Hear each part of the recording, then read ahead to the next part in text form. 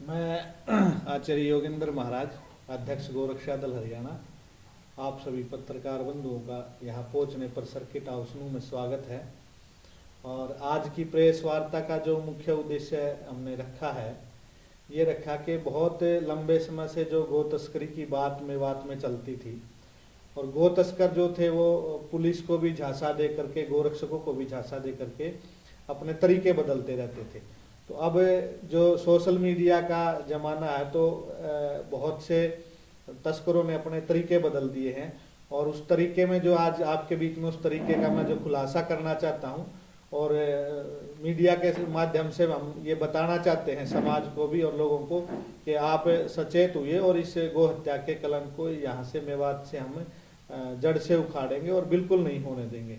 तो इसमें जो है कि ऑनलाइन बुकिंग करके गो तस्कर और अपने जो ट्रांसपोर्ट के भाई होते हैं, जो बेचारे अपना व्हीकल चला करके, जैसे छोटा हाथी है और संसाधन जो होते हैं किसी भी मवेशी को, जानवर को ढोने के लिए, तो वो अपना गुजारा करते हैं, परंतु वो एक बार फंस जाते हैं तो उसका पूरा संसाधन भी और उसका जीवन भी खराब हो जाता है। इन लोगों का जो तस्कर है इनका कुछ बिगड़ता नहीं है, वो इसको ऑनलाइन बुकिंग करते हैं। ऑनलाइन बुकिंग करने के बाद वो उस लोकेशन पर उसको बुलाते हैं और भाड़े के रूप में उसको ज़्यादा पैसे देते हैं और उसको लोकेशन पे गाय चढ़वा करके उसके अंदर, और फिर यहाँ मेवात की लोकेशन डालते हैं।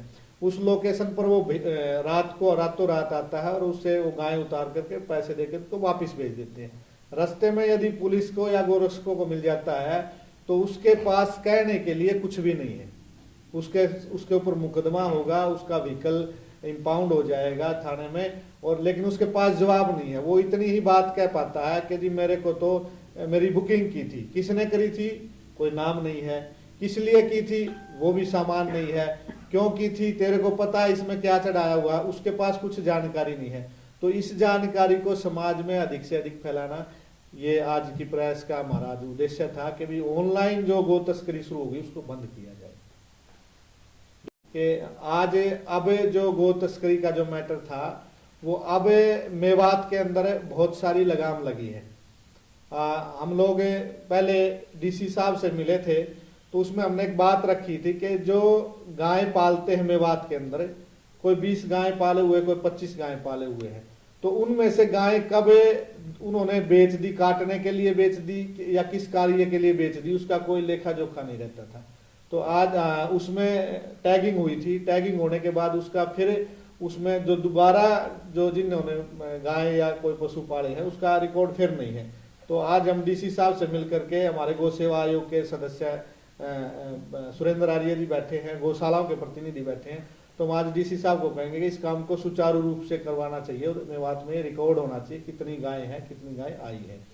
दूसरा मैं निवेदन रखूँ आपके पास सामने कि जो तस्करी रोकने की जो पुलिस प्रशासन की कार्रवाई होती थी, तो हमारे यहाँ पर नूह में जो हमारे एसपी साहब हैं नरेंद्र विजारनिया जी, उन्होंने, मैं पिछले महीने उनसे मैंने एक बैठक की थी, उसको आप लोग कुछ मीडिया के लोगों ने उसको छापा भी था और चलाया भी था। तो मैंने उनसे कहा था कि इस तरीके से गाय की तस्करी रोकी जा सकती है, हम आपका सहयोग करेंगे, जितने भी गोरक्षा दल हरियाणा के सदस्य हैं और भी धार्मिक गो भक्त संगठन हैं। तो उन्होंने तुरंत कहा कि हम हर बात को लेकर के और हम विचार को लेकर के यहाँ से गो हत्या बिल्कुल बंद करना चाहते हैं। तो उन्होंने काउ टास्क फोर्स का निर्माण किया, 2-3 गाड़ियां हमारे को दी, और जब भी जिस भी थाने की आवश्यकता पड़ती है तो वो उसको टैकल करते, तुरंत कार्रवाई होती है। आज भी मैं एसपी साहब से मिलूंगा, हम आज इस बात को रखेंगे कि जो ऑनलाइन कार्य हो गया है, तो ऑनलाइन एक आदेश आज एसपी साहब से हम जारी करवाएंगे कि ट्रांसपोर्ट को एक आदेश किया जाए एसपी और डीसी के द्वारा कि जो जिम्मेदार व्हीकल वाला व्यक्ति होगा, यदि ऑनलाइन वो गाय लेकर के मेवात में आता है तो इस बात को लेकर के प्रेस वार्ता हमने रखी। नहीं, देखिए, नासिर और जुनैद के मामले में जो कानूनी कार्रवाई है वो कानूनी कार्रवाई के तहत कानून अपना काम करेगा। जिसकी भी जो गलती है उस गलती को जज है, कोर्ट है, वो डिसाइड करेंगे। मैं आपको यूँ कह दूं कि उनकी गलती थी, उन्होंने ठीक किया, उन्होंने अच्छा किया, उन्होंने बुरा किया, तो हमारे कहने से वो बदलना नहीं है। लेकिन हम समाज में एक मैसेज जरूर देना चाहेंगे मेवात के लोगों को, चाहे मेवात में मुस्लिम धर्म को मानने वाले लोग भी हैं, हिंदू धर्म को मानने वाले लोग भी हैं और भी लोग हैं। हम उनको एक मैं बात जरूर निवेदन और कहना चाहूँगा कि यहाँ पर गो हत्या लीगल रूप से गैर कानूनी है। यहाँ मेवात में, हरियाणा में गो हत्या बंद है। तो यदि आप गो हत्या करेंगे उसके लिए हम लोग भी प्रयास करेंगे, क्योंकि हम एक धार्मिक एनजीओ हैं और हमारा एनजीओ सरकार से अप्रूव्ड गाय के लिए है कि गाय की रक्षा के लिए, उसके तहत ही हम लीगल तरीके से काम करते हैं। तो और सरकार भी, पुलिस प्रशासन भी इस बात को करता है, तो वो कार्य। देखिए, मैं यूं नहीं कहूँगा कि भाई पुलिस और बिजारनिया साहब की हम तारीफ भी नहीं कर रहे, एक जो हकीकत है वो हम बता रहे हैं। जैसे कई बार फ़ोन किया और फ़ोन करते थे तो क्या होता था कि तब तक गाड़ी भी निकल गई, आदमी भी निकल गए, तो फिर पुलिस आती है। या कई बार ऐसा भी वाक़या होता था कि किसी गांव में गए तो तब तक गांव वालों ने हमारे ऊपर ही पत्थरबाजी कर दी, तब पुलिस पहुंची तो बीच बचा हुआ।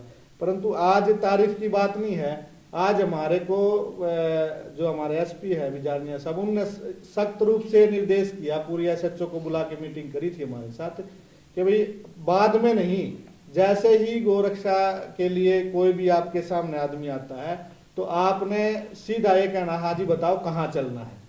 और उन्होंने कहा कि कानून आपने अपने हाथ में लेने की आवश्यकता ही नहीं पड़ेगी, कोई नासिर जुनैद का मामला ही नहीं होगा, आप हमारे को साथ में लेके चलो और आप बताओ देखो जी ये काम हो रहा है, तुरंत कार्रवाई हो जाएगी। तो इसलिए मैंने उनके बारे में ये बात रखी है कि आज ये चीज है। अंतिम सवाल है जी, देखिए आपका प्रश्न एक प्रेरणादायक भी है, ये बात आपकी अच्छी है। पहले गोरक्षा दल के लोग, हमारा तो नियम यही था भाई किसी के साथ मारपीट नहीं करनी, कानून हाथ में नहीं लेने। लेकिन जो, क्योंकि ये तो गो भक्त देश है, जो नए नए लड़के जुड़ते थे तो कोई ना कोई लड़का भीड़ ही हो जाती है तो मारपीट कर देता था, तो उसको हमने कभी स्वीकार नहीं किया और आज भी स्वीकार नहीं करते हैं, क्योंकि हम कानून हाथ में नहीं लेते। तो उसके चलते हाँ हमने जरूर प्रयास भी और निर्देश, सख्त निर्देश किए हैं कि भाई हम कानून हाथ में बिल्कुल नहीं लेंगे, किसी के साथ गैर कानूनी तरीके से कोई मारपीट नहीं करेंगे। ये अंतिम और सवाल है। देखिए, हमारा नियम जो प्रारंभिक नियम है, और हमारा नियम क्या है, सरकार से अप्रूव्ड हमारा एनजीओ है, उन नियमों के तहत हम गोरक्षा दल के सदस्य और कार्ड बनाते हैं। उसके जो आपने बात रखी है कि भी कोई भी व्यक्ति आकर के आपका सदस्य बन जाए, वो गलत काम कर दे, किसी भी व्यक्ति को लिखा हुआ तो रहता नहीं कि भाई इसका क्या वो है, परंतु फिर भी जैसे आपने मोनू मानेसर का नाम लिया, तो जैसे कई घटनाएं हुई, तो लगभग 1 वर्ष पहले से मोनू मानेसर बजरंग दल में चला गया था और गोरक्षा दल के लिए हमने सभी को हिदायत थी, उनके लिए नहीं, कि भी कोई भी आदमी गलत काम करते हुए इस तरह से ऐसी छवि को अंजाम नहीं देगा।